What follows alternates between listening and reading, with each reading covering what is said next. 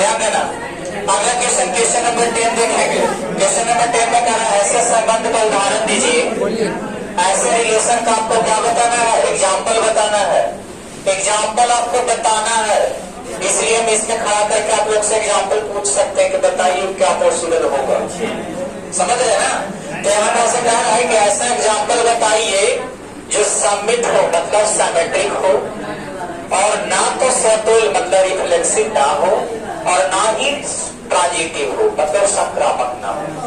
मतलब आपको रिलेशन बताना है जो सिर्फ और सिर्फ सममित हो, संक्रामक नहीं हो और ना ही सतुल हो। समझ रहे हो? तो कोई बता सकते हो? कोई ऐसा रिलेशन बताइए, रिलेशन बताइए जो सममित हो, सममित मतलब सिमेट्रिक हो, but not reflexive and not transitive, transitive और रिफ्लेक्सिव ना हो। तो आप क्या करिएगा, ऐसे दे दीजिएगा रिलेशन R बराबर 1 2 2 1 और 1 3 3 1 हो गया। सिमेट्रिक तो है ना? सिमेट्रिक ना है बाबू? रिफ्लेक्सिव है, ट्रांजिटिव है। तो हम कहेंगे कि अगर आपसे पूछे कि रिलेशन आपको बताइए उदाहरण एग्जाम्पल, और ऐसा एग्जाम्पल जो सिमेट्रिक हो बट नॉट रिफ्लेक्सिव और नॉट ट्रांजिटिव, तो लिख दो R बराबर इतना। नहीं है R बराबर इतना लिख देंगे, हो जाएगा। समझ रहे हो? तो R बराबर आपको इतना लिख देना है कि R बराबर 1 2 2 1 1 3 3 1 और ये हो गया। तो हम लिख देंगे कि it is the example of, it is example of, किसका एग्जाम्पल है? तो एग्जाम्पल ऑफ यहाँ पे ऐसे कहेंगे symmetric reaction relation, symmetric relation. Symmetric तो है बट नॉट, यहाँ पर ऐसे लिख दीजिएगा, but not reflexive and not transitive. हो जाएगा ना? अच्छा एक चीज और बताइए हमें कि ऐसा ही एग्जाम्पल और देना है आपको। पहला तो हमारा एग्जाम्पल ये था कि बताना है कि सिमेट्रिक हो, रिफ्लेक्सिव और ट्रांजिटिव ना हो। और एग्जाम्पल एक देना है, बताइएगा। ट्रांजिटिव हो, ट्रांजिटिव हो और रिफ्लेक्सिव और सिमेट्रिक ना हो, तो बता पाएगा?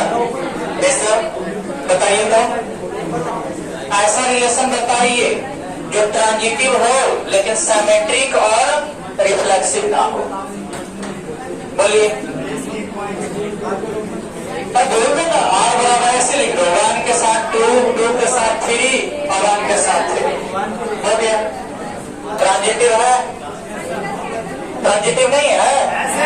ट्रांजिटिव है लेकिन रिफ्लेक्सिव नहीं है, सिमेट्रिक भी नहीं है, हो गया।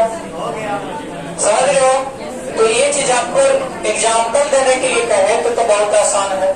और ऐसा ही अगर एग्जाम्पल रहे पूछे कि बताओ कैसा है, तो बता देंगे कि ट्रांजिटिव है लेकिन रिफ्लेक्सिव और सिमेट्रिक नहीं है। ठीक है? अगला एक और एग्जाम्पल बताना है। तीसरा क्वेश्चन, तीसरा एग्जाम्पल बताना है, बताइएगा। रिफ्लेक्सिव एंड सिमेट्रिक हो बट नो ट्रांजिटिव, मतलब रिफ्लेक्सिव भी हो जाए, सिमेट्रिक भी हो जाए लेकिन ट्रांजिटिव ना हो, ऐसा एग्जाम्पल बताइए। चलिए, रिफ्लेक्सिव भी हो जाए, सिमेट्रिक भी हो जाए, ट्रांजिटिव ना हो। 1 1 2 2 3 3, ठीक है? 1 2 2 1, तो ट्रांजिटिव हो जाएगा, ट्रांजिटिव हो जाएगा। तो इसलिए यहाँ से 1 बंद करते हैं, अब करते हैं। अब कहेंगे रिफ्लेक्सिव है, सिमेट्रिक भी है, ट्रांजिटिव नहीं है। ठीक है? चलिए देखिएगा, अगला है, तीसरा हो गया। चौथा, इसका इंक्वायरी चल रहा है। चौथा में बताना तो हो गया अभी। चौथा में रिलेशन बताना, रिलेशन बताना है कि स्वतुल तथा संक्रामक मतलब रिफ्लेक्सिव और ट्रांजिटिव हो और बट नॉट सिमेट्रिक। ऐसा आपको एग्जाम्पल बताना जो रिफ्लेक्सिव और ट्रांजिटिव हो लेकिन सिमेट्रिक ना हो। एग्जाम्पल आप कुछ भी डाल सकते हैं। देखो एग्जाम्पल है, आंसर मिलाना नहीं होता है। एग्जाम्पल का कभी आंसर मिल सकता है। हम कुछ और एग्जाम्पल दिया, कोड कुछ और देगा, एग्जाम्पल का आंसर ही नहीं होता है। समझ रहे हो? तो आप कुछ भी डाल सकते हैं तो ऐसा, लेकिन हाँ, लेकिन डालने का मतलब ऐसा नहीं कि गलत लिख दें। डालना है जिसमें एग्जाम्पल सेटिस्फाई कर जाए। तो रिलेशन बताना है जो कैसा हो, तो रिफ्लेक्सिव हो, सिमेट्रिक हो, लेकिन ट्रांजिटिव ना हो। अधिक उल्टा होते हैं, रिफ्लेक्सिव हो और ट्रांजिटिव हो लेकिन सिमेट्रिक ना हो। तो चलिए देखते हैं, रिफ्लेक्सिव और सिमेट्रिक हो, ट्रांजिटिव हो लेकिन ना हो। तो 1 के साथ 1, 2 के साथ 2, 3 के साथ 3 लेते हैं और ट्रांजिटिव कर देते हैं, है ना? सिमेट्रिक ना हो।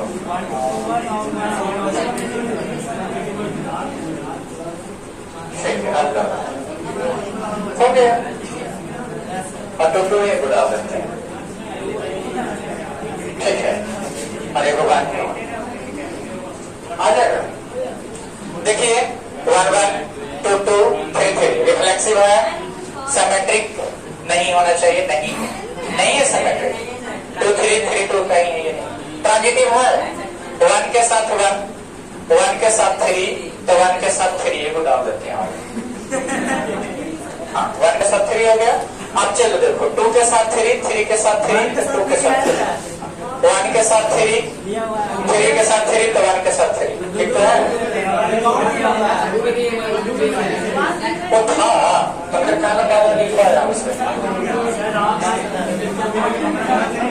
अच्छा कोई बात, तो इस समय उतारना है किसी को एग्जाम्पल।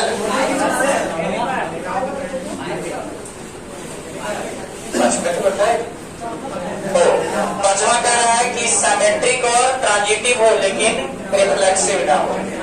नहीं खुद से लिख सकते हो, खुद से नहीं लिख सकते। पांचवा लिख देना कि सिमेट्रिक हो, ट्रांजिटिव हो, बट रिफ्लेक्सिव ना हो।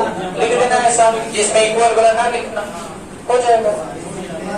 चलिए अब हम आप लोग को बता रहे हैं क्वेश्चन नंबर 11 उतारना है तो उतार देंगे।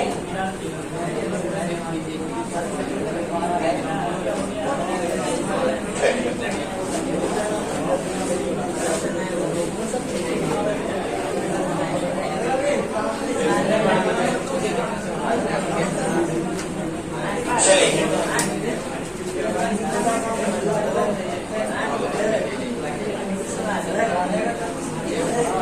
क्वेश्चन नंबर 11 ध्यान दीजिएगा। 11 कह रहा है कि सिद्ध कीजिए कि किसी समतल में, मतलब कोई प्लेन है और उस प्लेन में हमें प्रूव करना है। क्या प्रूव करना है कि बिंदुओं के समुच्च में R है जो PQ है, रिलेशन R है जो कैसा बिंदु है, तो P और Q, दो पॉइंट है P और Q, और कह रहा है कि पॉइंट P और पॉइंट Q दोनों के दोनों ओरिजिन से इक्वल डिस्टेंस पर है। तो यहाँ पर से लिख देंगे कि P and Q are equidistance from, कहां से जा रहा है? ओरिजिन। हिंदी में अगर कहें तो हिंदी में है कि P और Q, ठीक है, मूल बिंदु से बराबर दूरी पर है या समदूरस्थ है। हिंदी में इसको समदूरस्थ भी कहा जाता है या बराबर दूरी पर। तो बराबर दूरी पर है तो बराबर दूरी है बाबू। तो इसका मतलब है कि जितना डिस्टेंस आपका, मान लिया P का डिस्टेंस 5 मीटर आएगा तो Q का भी कितना आएगा? अगर इसका 3 तो इसका भी, इसका मतलब रिफ्लेक्सिव है, देन इट इज रिफ्लेक्सिव। बोलिए रिफ्लेक्सिव होगा कि नहीं होगा? होगा। और ऐसे भी हम बताए हैं कि बराबर जो होता है रिफ्लेक्सिव ही नहीं सिमेट्रिक भी होता है, क्योंकि बराबर का उल्टा भी बराबर ही होगा। नहीं समझ रहे हो? जैसे बराबर हम बोले थे ना कि जहां बराबर क्या दिया, तो हम इसका उल्टा भी लिख सकते हैं, है ना, कि इसका जितना दूरी, जैसे P का दूरी जितना है उतना ही Q का है, तो Q का दूरी जितना है उतना P का है, उल्टा भी बोल सकते हैं। तो यानी कि ध्यान देना कि बराबर जब दूरी है, जब इसका दूरी A है तो इसका भी A, तो इसका उल्टा तो खुद अपने आप हो जाएगा। तो यहाँ पास लिख देंगे कि then it is reflexive, symmetric and transitive, तीनों एक के साथ लिख देंगे, क्योंकि हम पहले ही बता चुके हैं कि जहां सिर्फ और सिर्फ बराबर रहेगा तो उल्टा भी होता है, ट्रांजिटिव भी होता है। ये रटा जाएगा, बार बार क्वेश्चन आ रहा है कि बराबर रहेगा तो तीनों के तीनों आएंगे, तो अंत में लिख देंगे अतः यह तुल्यता संबंध है। ठीक है ना। चलो अगला क्या कह रहा है ये देखना। पुनः सिद्ध कीजिए कि बिंदु P, ध्यान देना, 0 0 से संबंधित सभी बिंदुओं के समुच्च P से होकर जाने वाले एक ऐसे वृत्त को निरूपित करता है जिसका केंद्र मूल बिंदु पर है। हाँ ये अच्छी बात है। क्या अच्छी बात है जो सुनिएगा, यहाँ तक तो ठीक है प्रूव करने के लिए, इसके बाद जो बात है वो अच्छी बात क्या है जो सुनिए। कह रहा है ना कि मूल बिंदु से अगर दूरी बराबर है तो सिद्ध कीजिए कि ये बिंदु जो है ना एक वृत्त का निर्माण करेगा। नहीं समझ रहे हो? सर्कल का निर्माण करेगा। सर्कल का डिफिनेशन को बता सकते हो? सर्कल क्या है? Circle is the locus of a point which is equidistant from a fixed point. Locus जानते हो? लोकस में हिंदी में लोकस को बिंदु पथ कहा जाता है। मतलब वृत्त जो है बिंदु पथ है जो बराबर दूरी पर होता है। तो यहाँ पर अभी तो वही क्वेश्चन बोल रहा है कि P पॉइंट है, Q पॉइंट है, सभी पॉइंट जो है जो कौची है ओरिजिन से बराबर दूरी पर है। तो यदि बराबर दूरी पर ओरिजिन से है तो ओरिजिन से बराबर दूरी पर सोचो कि बहुत से, आपको पता होगा कि वृत्त का निर्माण क्या ऐसे लाइन से नहीं होता, लाइन का निर्माण खुद बिंदु से होता है, क्योंकि लाइन क्या है बिंदुओं का एक समूह है। तो बहुत से बिंदु ऐसे ऐसे मिले होंगे तब जाकर के क्या बना होगा, वृत्त बना होगा। अब बताइए कि सभी बिंदुओं का डिस्टेंस क्या कह रहा है, इक्वल है। तो अगर डिस्टेंस इक्वल है तो बराबर डिस्टेंस पर कौन होता है, तो सिर्फ वृत्त होते हैं। तो यहाँ पास वही कह रहा है क्वेश्चन में कि यहाँ तक तो ठीक है कि प्रूव करना था, तो बाद कह रहा है कि एक तुल्यता संबंध है। पुनः सिद्ध कीजिए कि 0 0 से संबंधित सभी बिंदुओं के समुच्च से होकर जाने वाले के ऐसे वृत्त को निरूपित करता है जिसका केंद्र कौन है, 0। तो हम यहाँ पर लिखेंगे कि वी नो दैट, इंग्लिश में बोल देते हैं तो बाद हिंदी में बोल देंगे। क्या लिखना है कि we know that equidistance the locus of, ठीक है ना, point is equidistance from a fix point, then locus is a circle, hence given relation is point of circle. Hindi में लिखना, हम लोग जानते हैं कि कोई बिंदु ओरिजिन से बराबर दूरी पर होती है तो उसका पथ एक वृत्त का निर्माण करता है। उसका पथ किसका निर्माण करेगा, वृत्त का निर्माण करता है, इसलिए वह वृत्त का पथ होगा या फिर वह पथ वृत्त होगा। समझ रहे हो? मायने यहाँ पर से अब आपको कह रहे होंगे एनसीईआरटी सॉल्व करवा रहे हैं, तो आपको ये चीज हम हाल ही बता सकते हैं कि आपका एग्जाम में ये चीज सब नहीं आने वाला है। एग्जाम में सिर्फ और सिर्फ ऑब्जेक्टिव में आता है, और वो भी पहचानने के लिए कि कौन ट्रांजिटिव है, कौन सिमेट्रिक है, ये सब खाली आते हैं। नहीं पढ़ने की बात नहीं, कम से कम इस चीज को अवगत कराना भी जरूरी होता है कि किस पर तो फोकस करें और किस पर ना करें। अननेसेसरी फोकस करना बेकार हो जाता है। जैसे मान लिया जाए आपको पास जानना यही चीज था, अब तो फोकस कुछ और भारी पर कर रहे हो। हम एक ही चीज करते हैं, कभी कभी देखे होंगे तो बहुत तेज लड़कर भी ज्यादा नंबर नहीं ला पाता, तो आपको मन में होता होगा कि तो इतना पढ़ता था तो ये नंबर नहीं लाया। तो उसके पीछे ये नहीं है, उसके पीछे रीजन ये है कि पूछता कुछ और है और पढ़ कुछ और रहा था। आपको अगर नंबर बेहतर लाना है तो आपको ध्यान ये देना है कि हमें किस चीज पर फोकस करें, कहाँ पर हार ज्यादा करना। जरूरत कहीं और का है और तुम कहीं और कर रहे हो तो ठीक है, तो ये तो हम बताने के लिए खड़ा है, पता करने के लिए हम है ना बाबू। क्वेश्चन नंबर 12 देखना तो 12 में कह रहा है कि सिद्ध कीजिए कि क्वेश्चन सुनिएगा, सिद्ध कीजिए कि समस्त त्रिभुजों के समुच्च, समस्त त्रिभुज का मतलब समझना टोटल और ट्रायंगल, सभी ट्रायंगल्स का रिलेशन है। तो रिलेशन कह रहा है कि रिलेशन करना है हमको T1 और किसमें, T2 में, मतलब ट्रिंगल 1 और ट्रिंगल 2 में। और कैसा रिलेशन करना है कि T1 और T2 कैसा हो, और सिमिलर हो। सिमिलर जानते हो ना हिंदी में, T1 T2 क्या हो, समरूप हो। समरूप आप जानते होंगे, समरूप 10th क्लास में पढ़े थे। तो त्रिभुज दोनों समरूप होना चाहिए। तो क्या समरूप होने वाला है? अगर मान लो एग्जाम्पल के तौर पर कि कोई भी ट्रिंगल ए है, एक ट्रिंगल ए है, तो क्या अपने आप के साथ समरूप होगा? नहीं कह रहा। समरूप मतलब सिमिलर, सिमिलर मतलब देखो हिंदी में समझा है। समरूप, सम मतलब होता है बराबर और रूप मतलब देखने में लगे। तो एक ही जैसा का अपने आप में न लगेगा, तो सिमिलर तो होंगे। अगर देखो ना दो ट्रिंगल नाम बिल्कुल बराबर दे दी तो क्या समरूप ना है? हाँ, सिमिलर है। अच्छा ये बताइए कि अगर ए ट्रिंगल सिमिलर है बी के, तो क्या हम बी के सिमिलर ए नहीं बोल सकते हैं?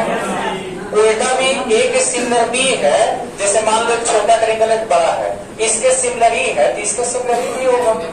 आप पढ़े होंगे 10th क्लास में कि एबीसी सिमिलर, मान लो यहाँ थोड़ा सा DEF है, तब उल्टा ना लिख सकते थे कि DEF सिमिलर एबीसी, उल्टा भी लिख सकते हैं। तो उल्टा लिख सकते हैं, इसका मतलब क्या हुआ, सिमेट्रिक भी है। उल्टा हो सकता है मतलब सिमेट्रिक है। अच्छा ये बताओ एबीसी के सिमिलर DEF है और DEF के सिमिलर PQR है। ध्यान से सुने, एबीसी के सिमिलर DEF है और DEF के सिमिलर PQR है, तो क्या एबीसी सिमिलर PQR ना होगा? तो होगा। इसका मतलब है कि ए के सिमिलर बी के सिमिलर सी, ठीक है ना, तो ए के सिमिलर सी भी होगा। तो इसका मतलब है कि हम लिख देंगे कि hence given relation is equivalence relation. Hindi में लिख देंगे कि दिया गया संबंध कैसा है, तुल्यता संबंध। हो जाएगा ना? कोई दिक्कत है? चलो अगला 14 देखो। हाँ कल नया चैप्टर नहीं, रिलेशन होगा कल फंक्शन स्टार्ट करेंगे। 13 बताया था नहीं, 12 बताया, 13 इसी पर है। 13 से भी इसी टाइप के 13 समझा देते हैं। 13 में क्या है कि दो को P1 और P2 दो को आपका पॉलीगोन है। पॉलीगोन मतलब समझते हैं ना, बहुभुज, हिंदी में बहुभुज है। और कह रहा है कि P1 और P2 की भुजाओं की संख्या बराबर है। बराबर है मतलब इक्वल रूल पर P और Q मान लेना, और P1 और P2 है मतलब इसमें P और Q है ना, तो ऐसा ही मान लेना P1 और P2। और कह रहा है P1 और P2 का जो है भुजाओं की संख्या बराबर है। तो भुजा की संख्या बराबर है तो क्या तीनों में ही रिलेशन आएगा? बराबर है तो आगे जाएगा, कहेंगे कि अपने आप में तो बराबर होंगे। उल्टा भी करोगे तो बराबर, क्योंकि P के बराबर Q का भुजा है तो Q के बराबर P का होगा। और वैसे भी बोल सकते हो कि P के बराबर Q है और Q के बराबर R है तो P के बराबर R भी होगा। इसका मतलब ट्रांजिटिव भी आ रहा है, समझ रहे हो ना? तो तीनों रिलेशन आ जाएगा इसमें, ठीक है। 14 देखो, 14 भी बहुत आसान है। कह कि L1 और L2 दो को आपका L1 और L2, ध्यान देना बाबू, रिलेशन बताना L1 और L2 में। अब कह रहा L1 पैरेलल L2 है। L1 के पैरेलल कौन है? तो क्या इसमें रिलेशन का आप नहीं बोल सकते हैं कि कोई भी लाइन अपने आप में पैरेलल होगा कि ना होगा? होगा। तो इसका मतलब है कि L1 पैरेलल L1 के रहेगा, L2 पैरेलल L2 के रहेगा। मतलब इसका मतलब क्या है, रिफ्लेक्सिव हो सकता है, अपने आप में तो पैरेलल होगा। एक लाइन बताइए कि इसी का पैरेलल ना है? नहीं, कहने का मतलब पैरेलल का मतलब है कि अपने आप पर भी पैरेलल ना होगा अपने लाइन का। पैरेलल का मतलब क्या होता है? उसके बीच का डिस्टेंस इक्वल। दो लाइन है और पैरेलल तब कहलाता है जब इन दोनों के बीच का डिस्टेंस क्या हो? इक्वल हो। तो बताइए, दो लाइन एक ही लाइन हो तो दोनों के बीच का डिस्टेंस हमेशा 0 है और हमेशा डिस्टेंस इक्वल है तो पैरेलल है। कोइंसिडेंस भी बोल सकते हैं। कोइंसिडेंस पैरेलल का ही एक स्पेशल केस आता है कि जब डिस्टेंस 0 हो जाता है दो लाइन पैरेलल लाइन के बीच तो हम उसको कोइंसिडेंस लाइन कहते हैं। कोइंसिडेंस का डेफिनेशन ये होता है कि दो parallel line have 0 distance, then coincidence line. तो यहाँ पर से पैरेलल तो अपने आप में हो जाएंगे। अच्छा ये बताओ कि L1 एगो लाइन है यहाँ, एगो L2 यहाँ है और L1 के पैरेलल L2 है तो क्या उल्टा ना हम बोल सकते हैं? L2 के पैरेलल L1 भी हो सकता है। एक और लाइन खींच दो। अब बताओ कि L1 के पैरेलल L2 है, ऐसे कर दो, L1 के पैरेलल L2 है और L2 के पैरेलल, तो क्या L1 के पैरेलल L3 नहीं होगा? होगा ना। इसका मतलब हम कह सकते हैं कि गिवन रिलेशन आर क्या है? इक्विवेलेंस रिलेशन हो जाएगा ना।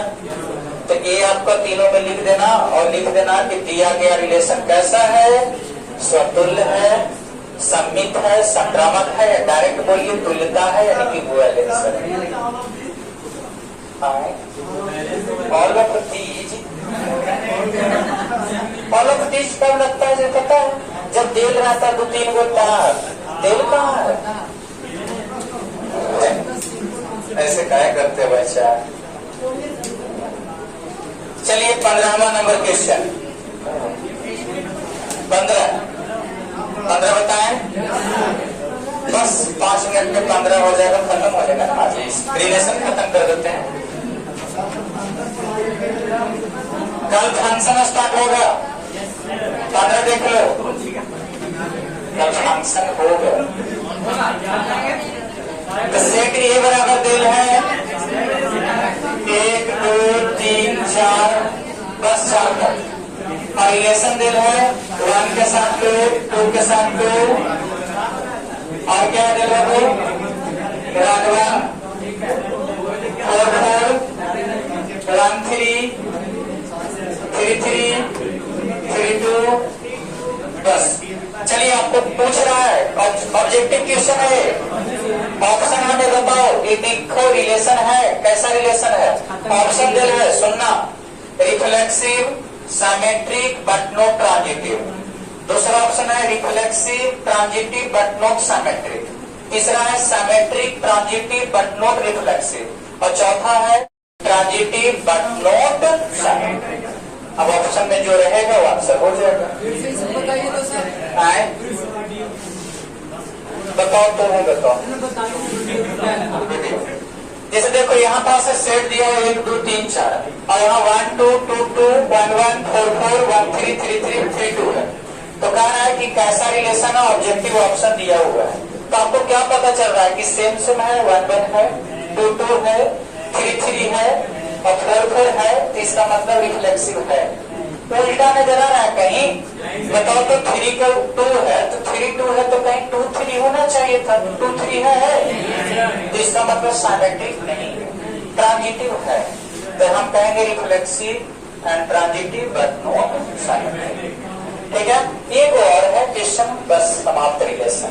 और रिलेशन समाप्त तो कल से फंक्शन स्टार्ट। सुन लो, देख लो।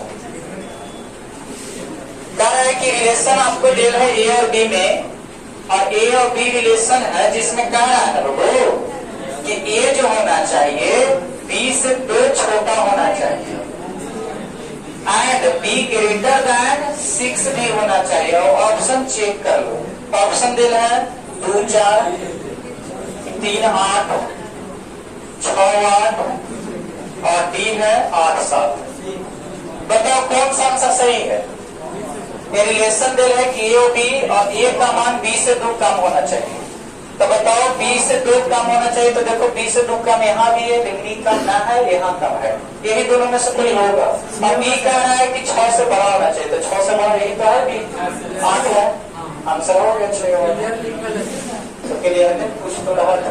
तो ऐसा क्वेश्चन ऑब्जेक्टिव ऐसा टाइप के एग्जाम में आएगा हल्का सा। ठीक है, रिलेशन समाप्त, कल से हम समय स्टार्ट करेंगे। थ्योरी